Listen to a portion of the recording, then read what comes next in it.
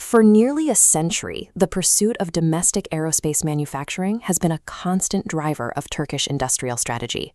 What began with the early hand-built wooden airframes has now evolved into the engineering of supersonic jet propulsion. In this breakdown, we are charting that exact evolution.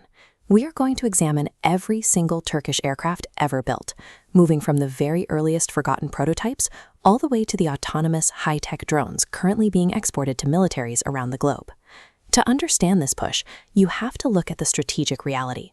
A military cannot maintain its independence if it relies entirely on foreign powers for its airspace defense. Every imported jet and radar system comes with specific political constraints. That vulnerability drove a decades-long pivot. The country shifted away from buying its fleet off the shelf to designing its own platform. Rolling out a fifth-generation stealth aircraft like the Kaan represents a major shift in the effort to secure the nation's airspace. Looking at the fighters and attack platforms, the spirit of domestic design dates back to the 1930s. Nuri Demirağ's new D-40, an early passenger aircraft, proved to the world that local engineering could yield viable flying airframes. Today, that ambition translates into a lethal rotary attack fleet. The T-129 attack helicopter provides fire support in high-altitude conditions, while the heavy-class T-929 Attack II carries massive weapons payloads. Looking forward, the unmanned electric T-629 introduces stealth capabilities to rotary operations. On the fixed-wing side, the armed TAI Herkuş-C variant delivers precision close-air support. Flying right alongside it, the TAI Herjet serves as both a light combat aircraft and an advanced trainer, engineered to prepare pilots for next-generation combat. You don't get to advanced combat without a deep foundation in basic instruction. That legacy started with Vecihi Herkuş, his early K-VI prototype, followed by the new D-36, the sleek THK-2 trainer, the all-metal THK-15, and the sturdy MFI-4 Uygur. These early airframes built the basic flight skills of the very first generation of Turkish aviators. To bridge the gap to modern digital cockpits, the training fleet was overhauled.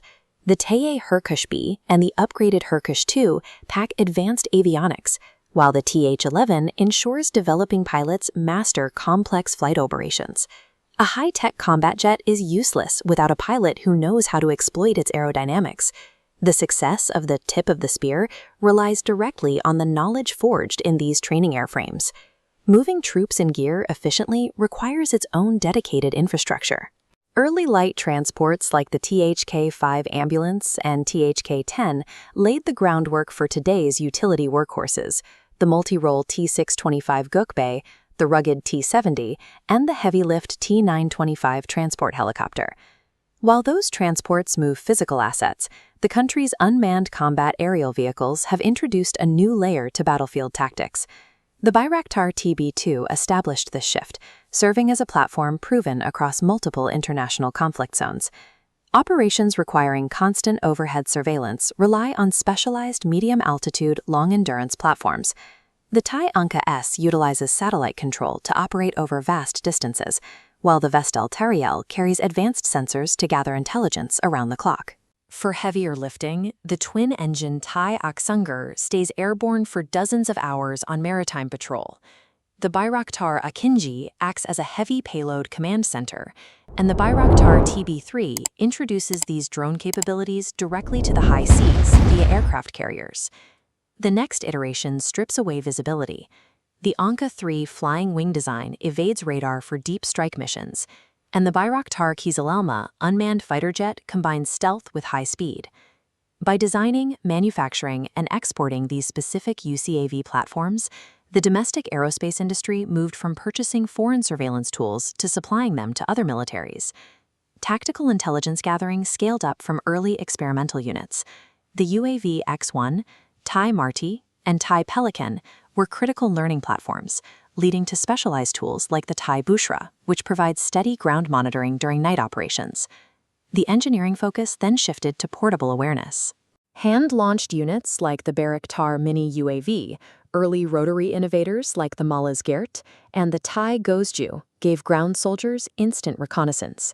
These concepts eventually matured into the Anka A, TB1, and Anka B prototypes. To bypass the need for runways in rugged terrain, engineers developed vertical takeoff systems.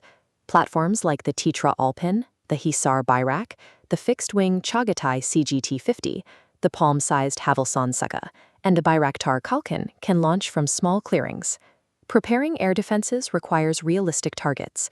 The TAI Keklik and medium-speed Turna mimic incoming threats for gunnery crews, while the high-speed TAI Shimshek forces operators to intercept highly agile, fast-moving targets.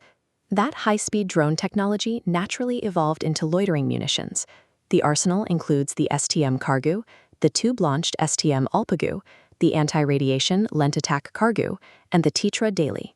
Long-range strikes are handled by the Roketsan ASAB, the swarming STM Alpaget, and the drone-launched Kemenkesh smart cruise missiles.